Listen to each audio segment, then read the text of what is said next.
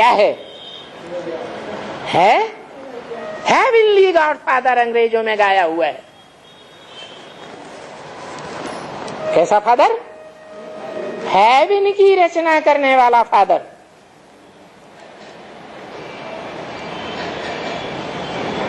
तो वो फादर खिवैया है।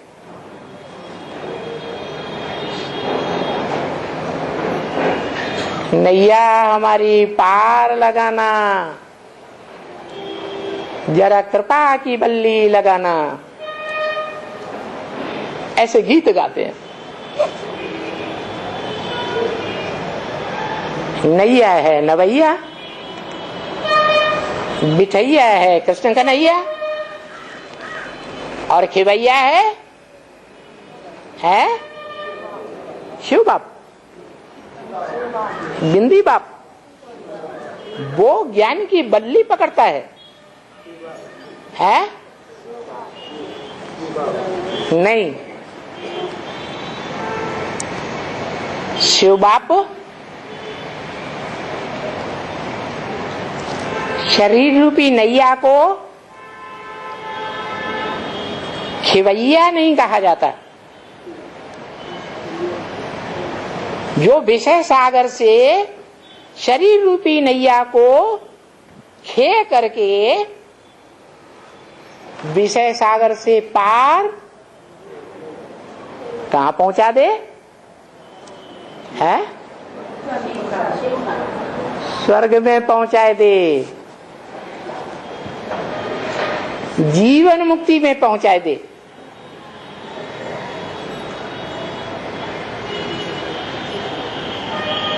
जीवन मुक्ति कौन दे सकता है? जिसका जीवन होगा वो जीवन दे सकता है, या जिसका अपना जीवन ही नहीं 5000 वर्ष के ड्रामा में, वो जीवन दे सकता है। स्वर्ग का वर्षा कौन दे सकता है? धनवान बाप धन का वर्षा देगा, मल्टी मिलियनर बाप मल्टी मिलियन का वर्षा देगा।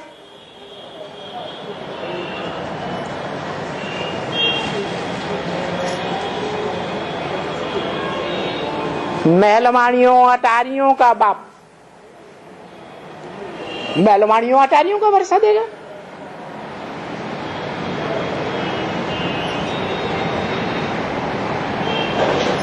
बाप सच्चे रूपी मकान बनाने वाला है ना? नहीं है। सृष्टि साकार है या निराकार है?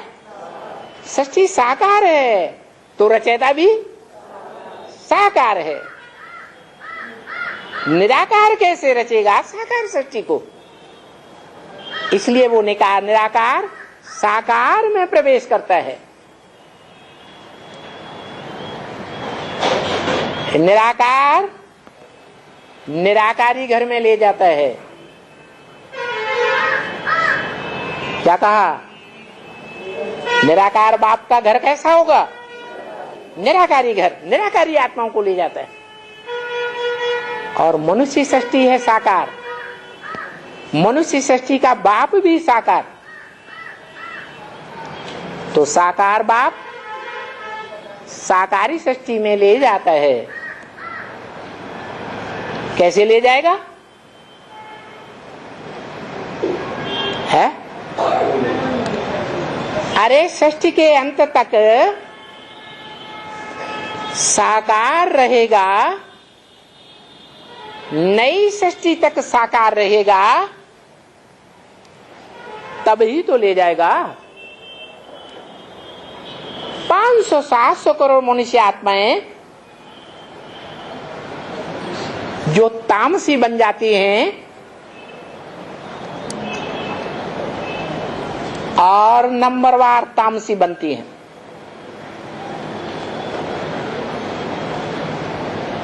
एक को छोड़ करके जो मनुष्य सृष्टि का बाप है उसको छोड़ करके एक भी आत्मा ऐसी नहीं है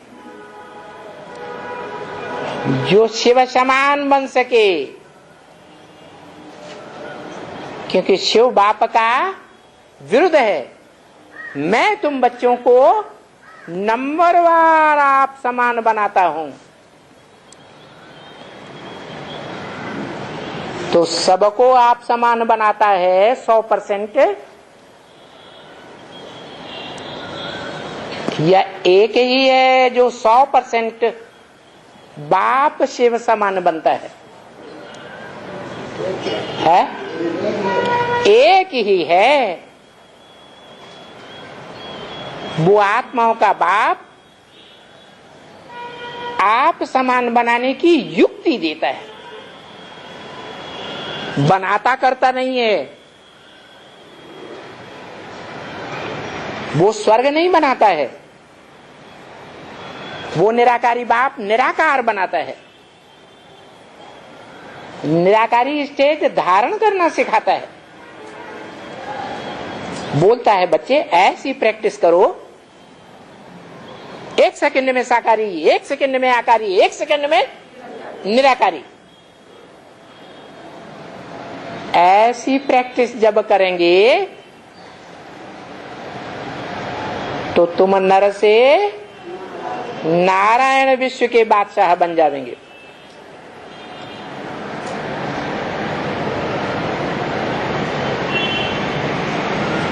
तो जो नर से नारायण बनता है, जिसका नाम ही है नारायण, नार माने ज्ञान जल, आयन माने घर, कहाँ रहता है? सदा ज्ञान जल में रहता है।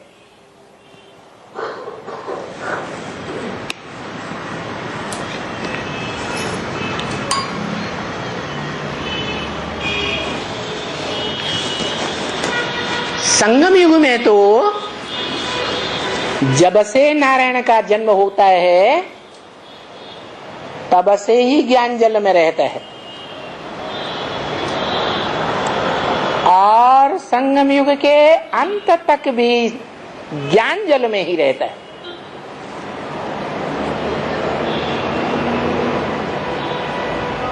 संगम युग है शूटिंग पीरियड 5000 वर्ष के ब्रॉड ड्रामा का। शूटिंग पीरियड कहो, रिकॉर्डिंग पीरियड कहो,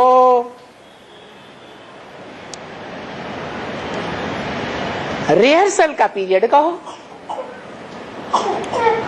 तो जैसी रिकॉर्डिंग शूटिंग होगी वैसा ही तो ब्रॉड ड्रामा में पार्ट बजाएगा ना, नहीं है? वैसा ही बजाएगा। तो यहां जन्म से लेकर के और अविनाशी जन्म लेकर के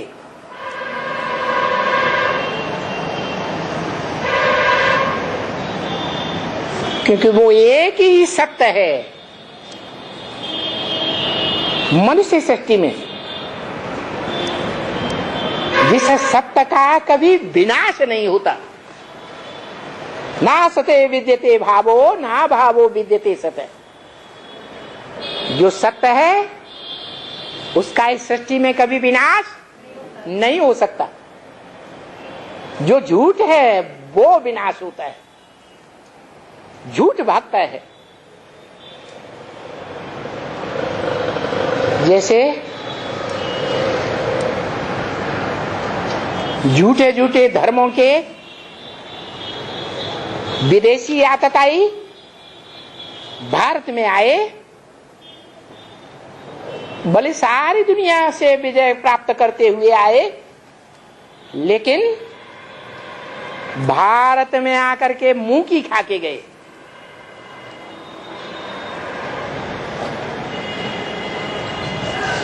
हार कर भाग गए। तो सत्य भागता है या अटल रहता है? और झूठ झूठ भाग खड़ा होता है। तो जो एक ही सत्य है इस मनुष्य सृष्टि में, उसके लिए शास्त्रों में गायन है कि उसका कभी मृत्यु नहीं होती और उसका साकार रूप में कभी जन्म भी नहीं होता माता के गर्भ से। वो अजर अमर अविनाशी है। अमरनाथ गाया हुआ है। किसका नाथ? अमर माने जो मरते ही नहीं, मन देवात्मा।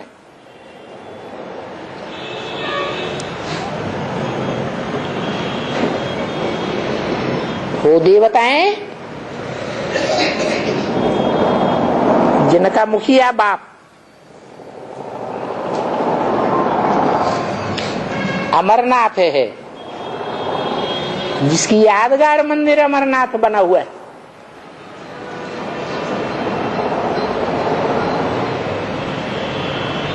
ऊंचे से ऊंचे पहाड़ पर बना हुआ है। क्या पहाड़ पर बैठ करके पुरुषार्थ करता है? पहाड़ माने है ऊंचे से ऊंची निराकारी स्टेज में पहुंच जाता है।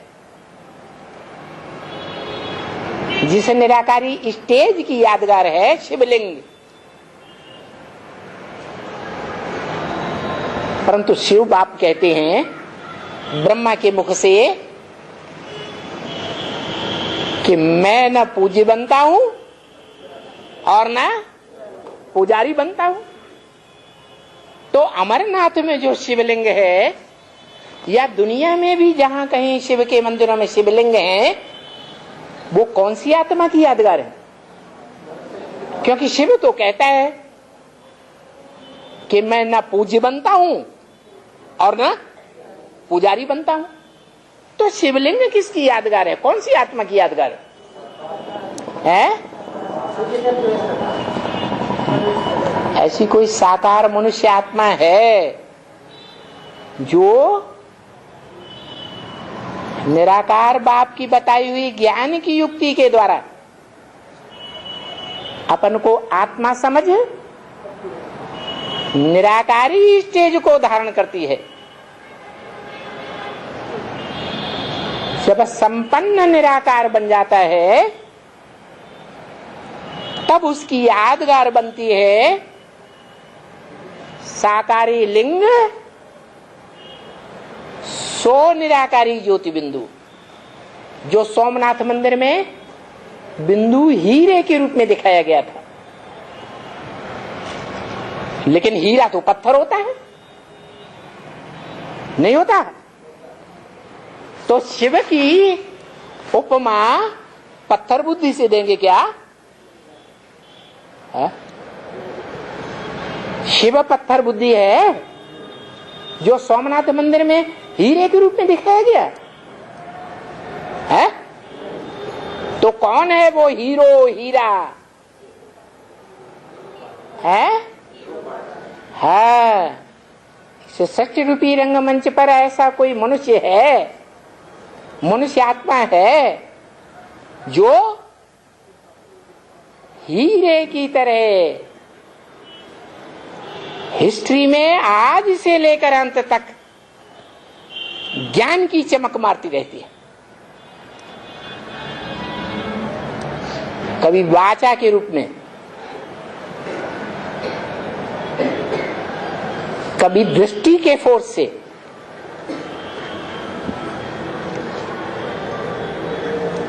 कभी इंद्रियों के कर्म से, प्रैक्टिकल में, सृष्टि में पावर लेती हुई, देती हुई दिखाई जाती है।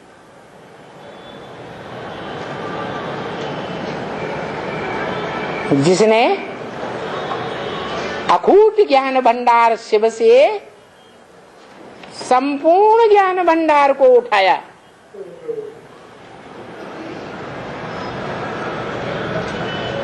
वो संस्कार उस आत्मा में 5000 वर्ष तक जीवित रहते हैं।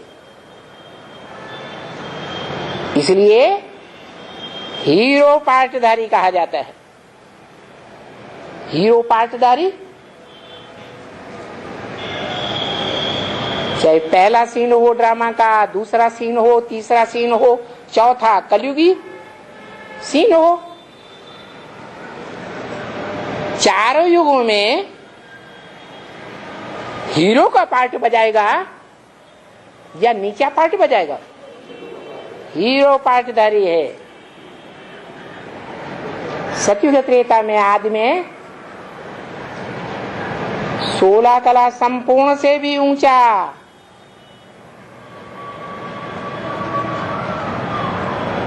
जो कृष्ण का बाप है, कृष्ण का भी रचयिता है, उस कलातीत का पार्ट बजाती है। जो शास्त्रों में गायन है, कलातीत कल्याण कल्पांतकारी।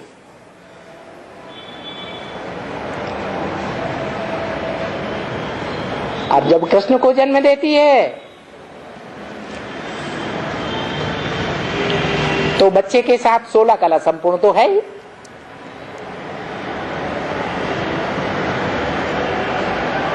कृष्ण बच्चा जैसी आत्मा पहला पत्ता,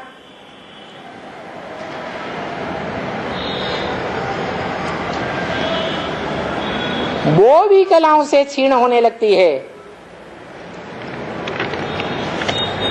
तो जो भी पत्ते हैं वो सब पहले जन्म के आदि से ही लेकर के नीचे गिरते हैं, क्योंकि इंद्रियों का सुख भोगते हैं।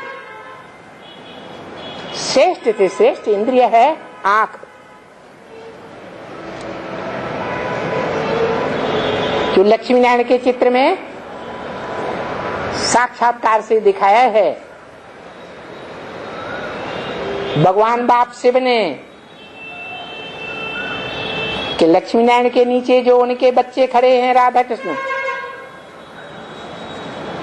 वो कौन सी इंद्रिय का सुख ले रहे हैं?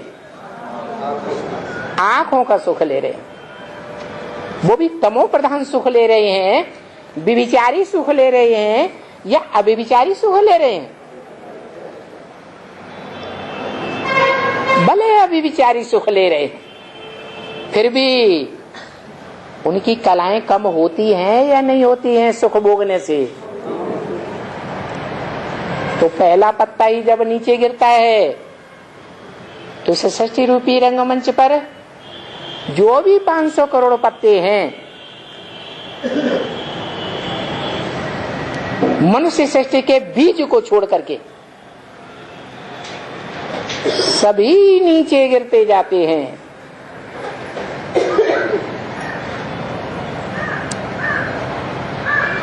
और तेजी से नीचे गिरते हैं। नंबर बार कोई आत्माएं धीरे धीरे नीचे गिरती है, कोई आत्माएं तीव्रता से नीचे गिरती है। जैसे इब्राहिम जिसमें प्रवेश करता है तमो प्रधान में प्रवेश करता है या पावरफुल आत्मा में प्रवेश करता है? कमजोर में प्रवेश करता है या पावरफुल में प्रवेश करता है? उस समय द्वापर के आदि में सृष्टि में जो सबसे कमजोर आत्मा होती है उसको पकड़ता है। जैसे शिव बाप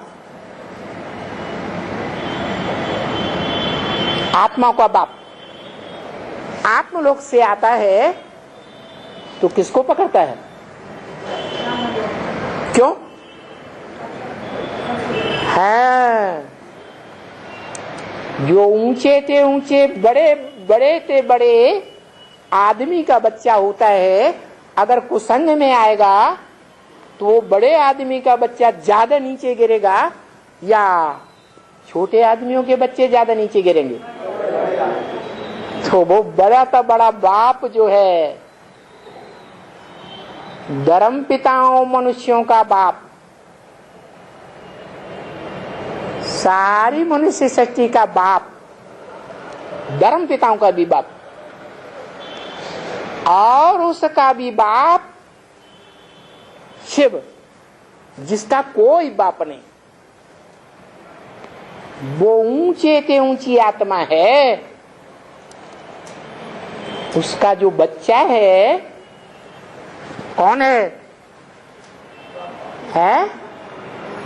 जिसको परम ब्रह्म कहा गया है। गुरुर् ब्रह्मा गुरुर्विष्णु गुरुर्देवो महेश्वर, गुरु साक्षात परम ब्रह्म तस्मै नमः। दूसरों को नहीं नमः।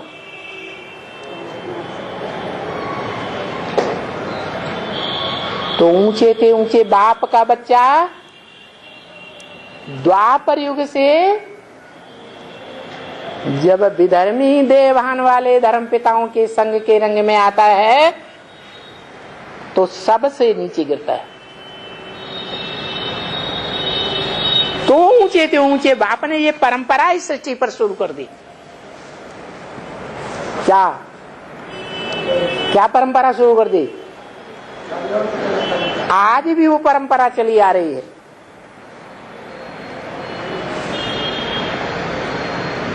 सृष्टि निर्माण के लिए, परिवार बनाने के लिए जब लड़का लड़की की शादी होती है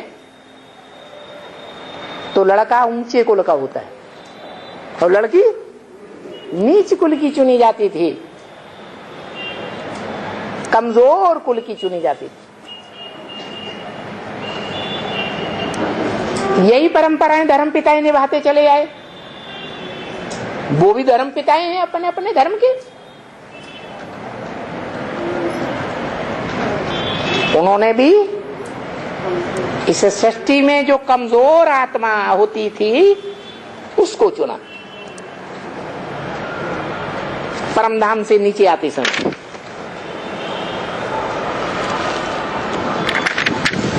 तो इस्लाम धर्म का आधार मूर्त, आधार माने जड़, वो जड़ द्वापर के आदि में बहुत कमजोर हो जाती है।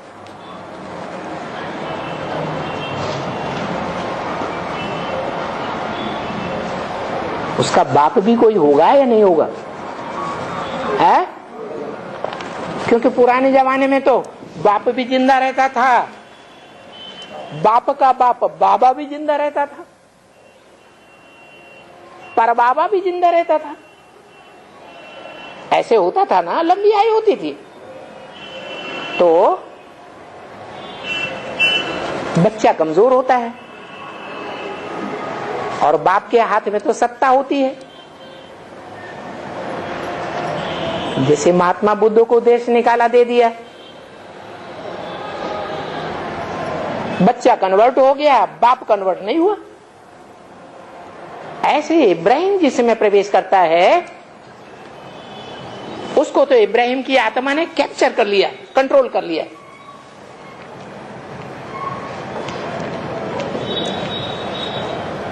जैसे कोई लड़का लड़की को भगा ले जाता है, उसकी बुद्धि को कंट्रोल कर लेता है, तन मन धन को कंट्रोल कर लेता है।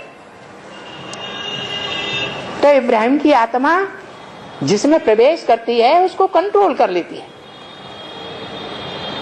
क्राइस्ट ने जीसस को पूरा कंट्रोल कर लिया, परंतु उसके बाप को तो कंट्रोल नहीं कर लिया। वो बाप और उसका बाबा उन देह अभिमानियों को भारत से खदेड़ देते हैं अरब देश की ओर, और अरब खंड में जाकर के वो अपना इस्लाम धर्म पनपाते।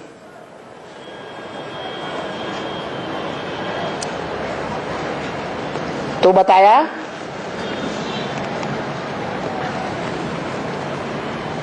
कि बड़े आदमी का बच्चा जितना बड़ा आदमी होगा, कुसंग में आने पर वो बच्चा ज्यादा कुसंग में चला जाता है, सबसे ज्यादा कुसंग में वो जाएगा। ऐसे ही राम वाली आत्मा, बड़ा तो बड़ा जो आत्माओं का बाप है, सर्वशक्तिवान कहा जाता है, जो सर्वशक्तिवान बाप कहता है ब्रह्मा के मुख से, बच्चे मैं तो सर्वशक्तिवान हूं लेकिन तुम मास्टर सर्वशक्तिवान हो। मास्टर का मतलब शरीर के द्वारा प्रैक्टिकल कर्मों में भी सर्वशक्तिवान। मेरा तो अपना शरीर ही नहीं है। तो बताया कि ये जब 50 वर्ष पूरे होते हैं संगम के, तो वो पीपल के पत्ते की नैया को खेने वाला खिवैया इस सृष्टि रूपी रंगमंच पर सबसे पावरफुल सृष्टि के आदि में, और जो उसका बच्चा है कृष्ण, वो गर्भ महल में दिखाया गया, क्योंकि बड़े आराम से आत्मा रूपी अंगूठा चूस रहा है। सागर में पड़े रहने पर भी उसको कोई दुख दर्द महसूस नहीं होता। मतलब कि वो दादा लेखराज ब्रह्मा वाली आत्मा क्या अनुभव करती है? विषय सागर अनुभव करती है या क्षीर सागर अनुभव करती है?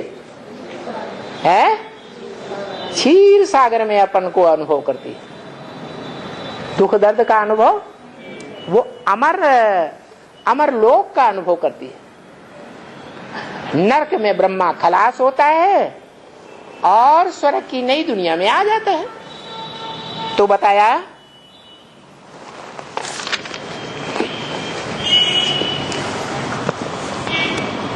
कि 40 वर्ष पहली बार ब्रह्मा ने जो सृष्टि रची और पसंद नहीं आई, तो यज्ञ के आदि के 10 वर्ष की बात है। दूसरी बार सृष्टि रची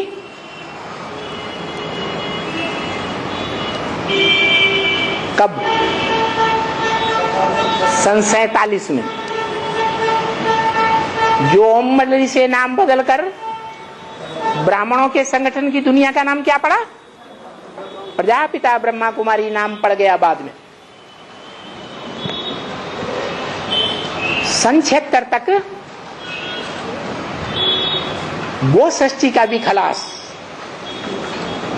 और नई सृष्टि की शुरुआत, पुराने ब्राह्मण संगठन का पराभव, विघटन और नई ब्राह्मणों की दुनिया की शुरुआत हो जाती है। तो ये तीसरी बार नई दुनिया रची गई और पुरानी दुनिया का विघटन हुआ, विनाश होना शुरू हो गया। फिर बोला वो विनाश की बात 10 वर्ष लगे कि 40 वर्ष लगे कि 50 वर्ष लगे? कौन से सन में 50 वर्ष है? 86-87 में कि 100 वर्ष लगे? क्या कितने वर्ष लगे? 3 बार बताया, 10 वर्ष, 40 वर्ष, 50 वर्ष। फिर मुरली में बोला भगवत गीता ज्ञान की मुरली, क्या बोला? तुम बच्चों को तमो प्रधान से सतो प्रधान बनने में 40 से 50 वर्ष लगते। तो कब से? तुम बच्चों की शुरुआत कब से हुई? तुम जो रुद्रमाला के बन के हो, वो रुद्रमाला की आत्माएं, मनुष्य आत्माएं इस सृष्टि रूपी रंगमंच पर कब से प्रत्यक्ष होती हैं?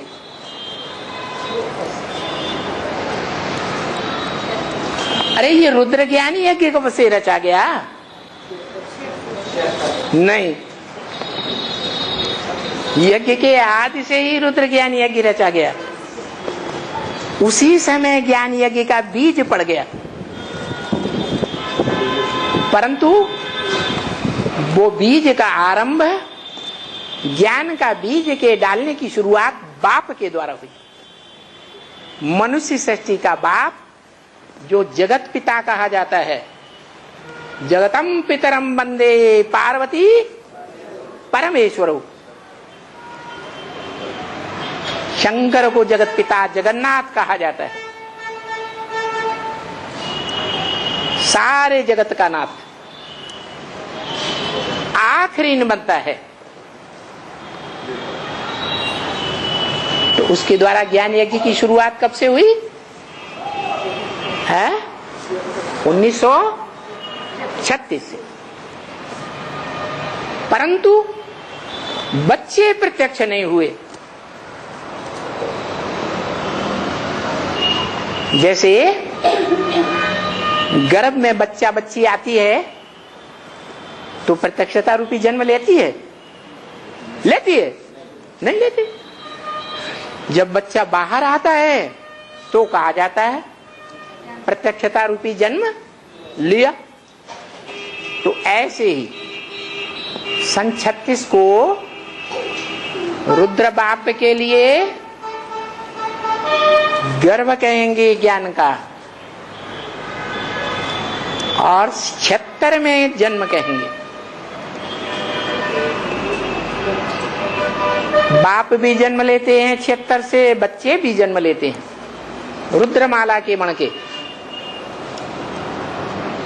उनके लिए बोला तुम बच्चों को तमोप्रधान से सतोप्रधान बनने में 40 से 50 वर्ष कम से कम। जो अव्वल नंबर बच्चा है शिव बाप का, अव्वल नंबर रुद्राक्ष, एक मुख वाला,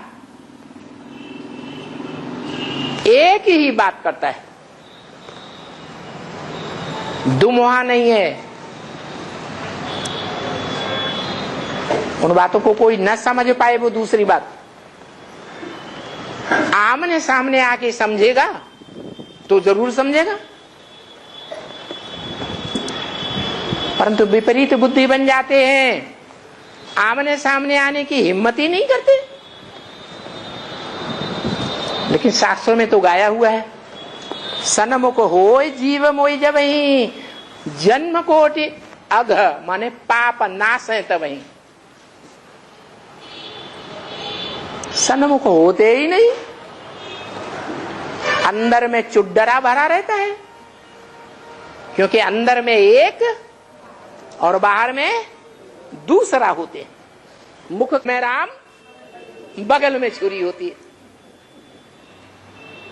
कैसे सामने आएंगे? तो बताया